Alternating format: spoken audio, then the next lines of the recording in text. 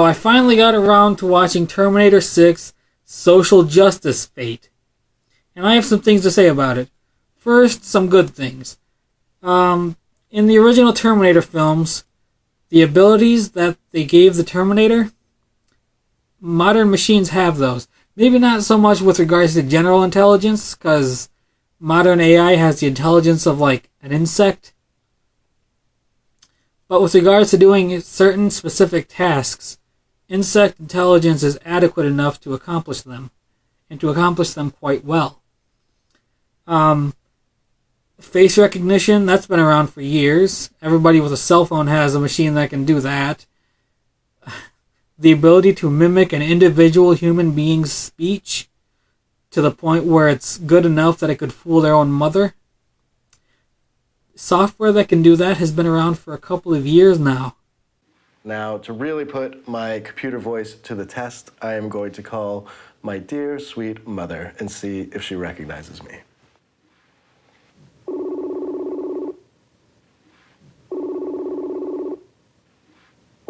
Hey, Mom. Hi. What are you guys up to today? Well, it's Saturday. We didn't have any electricity early this morning, and we're just hanging around the house. I'm just finishing up work and waiting for the boys to get home. Okay. I think I'm coming down with a virus. Oh, why, you feel bad, hey? I was messing around with you. You were talking to a computer. I felt like I was talking to you. It's amazing. Which really does remind me of the scene in the first Terminator, when the Terminator is talking to Sarah Connor with her own mother's voice, and fooling her with it. I was told not to say. Oh, but honey, I need to know where I can reach you. You tell me to hide out up here at the cabin like some fugitive, and you won't tell me what's going on? I am worried sick, dear. Okay.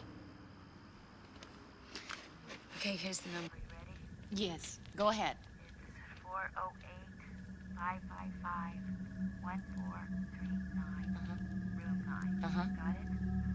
I've got it. I gotta go. I'm sorry I can't tell you more right now. I love you, Mom. I love you too, sweetheart.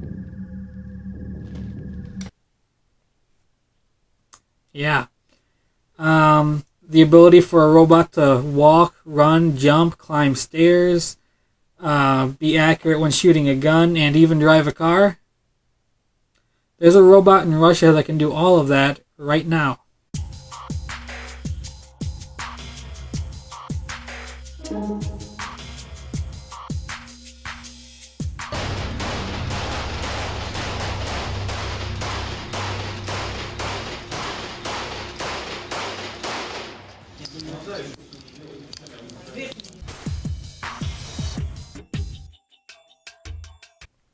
The ability to autonomously make decisions to kill. Well, Predator drones have AI in them, and they can make autonomous decisions to target an enemy encampment or something. A human being still has to be there to input the button to actually kill, but there's no reason to think that one couldn't input or program them to make autonomous decisions to kill if people wanted it to be that way. Thankfully, they don't want it to be that way. Not that it makes much of a difference. With the new abilities that they gave this new Terminator, however, are the ability to access a data center and essentially track anybody wherever they are in the world at any given time. Because, let's face it, we're always being monitored now. There's cameras everywhere, there's drones, there's satellites, and there's phones. Now, in the movie, they just kind of throw their phones out the window or keep them in a potato chip bag for some reason. And that's really all they do with exploring cell phones. But the Terminator accesses a data center and tracks down where the people he's hunting are. So, an AI that could do that, that's not all that implausible. I wouldn't be surprised if they could do that already now. Maybe not quite to the extent and the way that it's shown in the movie, but I'm sure that it could find a way. Somebody could find a way to make an AI program that could do something like that. which is actually it's actually a bit chilling how plausible these Terminator films have become. Maybe you won't have like an autonomous robot doing these things, but a human being using AI to his advantage to do these types of things. Yeah, that somebody should make a movie about that specifically, because that's a little bit more realistic with regards to using AI for malicious purposes like that, I think. They touch on human augmentation. Now, prosthetic limbs still aren't quite good enough for anybody to want to replace them, or replace their real arms with them. But in the future, they might be. And so in the movie, they actually show it happen. You know, the person they send back is an augmented human. She's got robot parts in her. So that's a little bit far-fetched, the way they show it and everything, but not as far-fetched, I think, as a lot of people seem to think. I think that in the future we will be seeing people replacing parts of their body with machine arms and machine legs and stuff like that. As far as the new Terminator itself, the actual endoskeleton isn't all that interesting. It just looks like a T-800. But what is interesting about it is the fact that it's surrounded by a liquid metal. And this liquid metal looks different, and that's actually all that's interesting about it. It looks like iron suspended in oil and used, like those, where you take some iron, you put it in oil, and you use magnets to make shapes with it. That's what this liquid metal looks like. And it looks kind of cool. And also the fact that now the endoskeleton and the liquid metal bits can separate. So now there's two Terminators instead of just one going after somebody. I think that's quite decent. So I like that part of the film. And now for the parts that I don't like. And spoiler alert. They kill John Connor in the first 5 minutes. And then they replace him with, like, Jane Connor, right? Like, oh, John Connor was a part of the lore for several films? Now we're doing away with that. Now we're going to give you Jane Connor, eh? Jane Connor. Yeah, you like Jane Connor? It's basically the Spinosaurus in Jurassic Park 3 when it killed the T-Rex. Everybody liked the T-Rex, and they're like, nope, we're going to kill the T-Rex and give you a Spinosaurus now. We're going to force it down your fucking throat. And that's what they did with this new Jane Connor, of which the actual character's name, I honestly don't remember. Mostly because I'm bad with remembering names.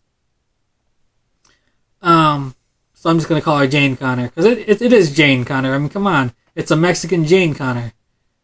Or a Jennifer Lopez Connor. Now, that might have been a little racist. But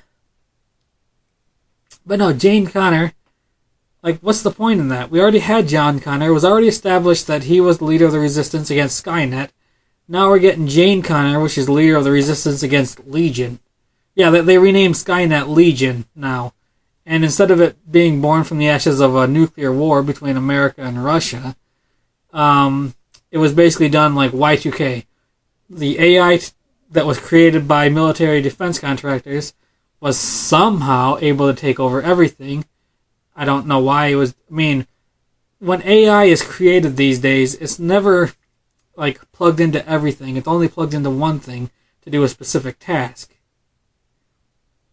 So the way they explained that, by trying to make it like it was hooked into everything, which was able to make everything that humans use just stop,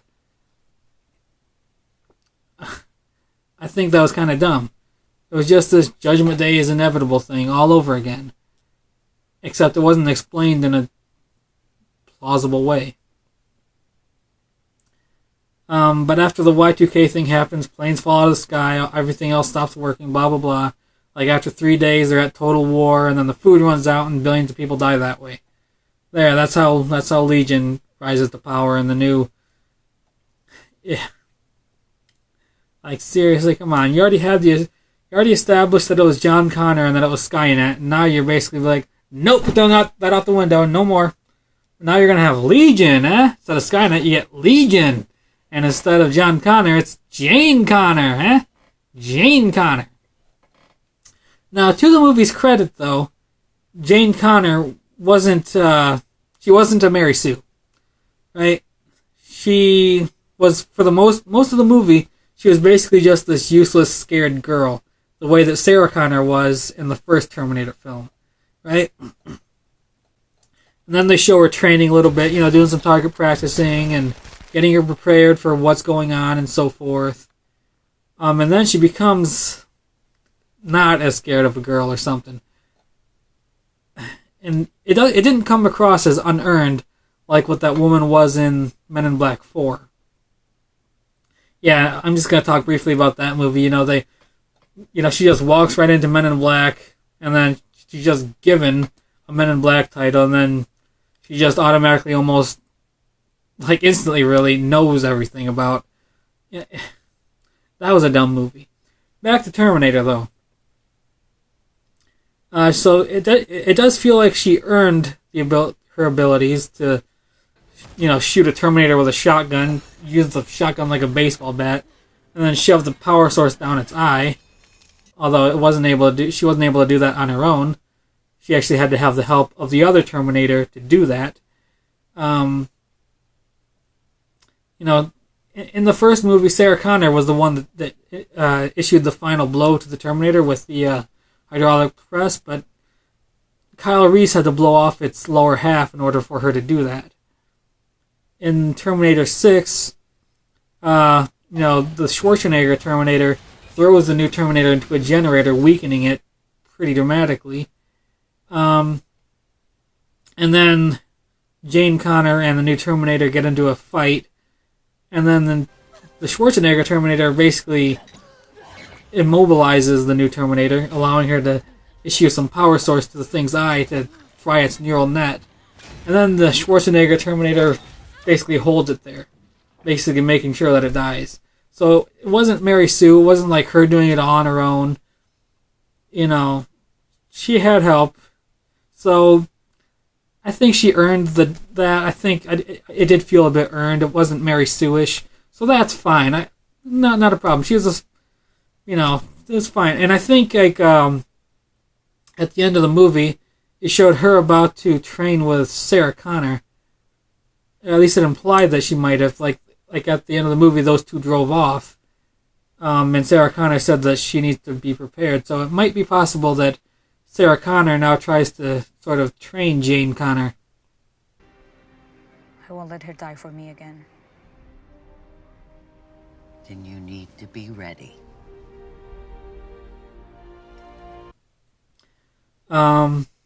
Okay. But at the end of the day, it's still forcing Jane Connor on us when John Connor was already well established. And it was absolutely not needed. There was absolutely no need for that to happen that way. Right? That was a little bit more than just a disappointment. That legitimately pissed me off, because I've been a fan of the franchise for quite some time. I even liked Terminator 3. And I think Terminator 3 is a better film. Right? Catherine Brewster was a strong female character.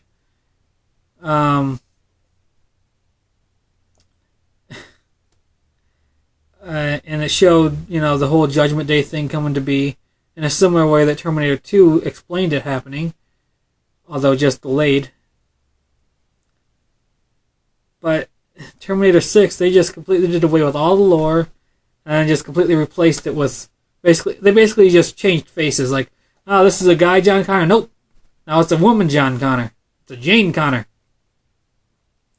It's absolutely not needed. It's just, it feels like virtue signaling, or trying to preach and shove woke culture down people's throats when they don't really want it. If you want to create a movie where a female character is the savior of humanity against robots, don't leech off of a movie that already has pre-existing lore. Right? Like, I don't mind Rey in Star Wars 7, 8, and 9 being a strong character and being the one to take the torch. I don't mind that at all, because it's not like saying, yeah, we're going to just kill Luke, and now Rey's going to be the new Luke. Right? Luke was old. in the same way that Obi-Wan was old in Episode 4.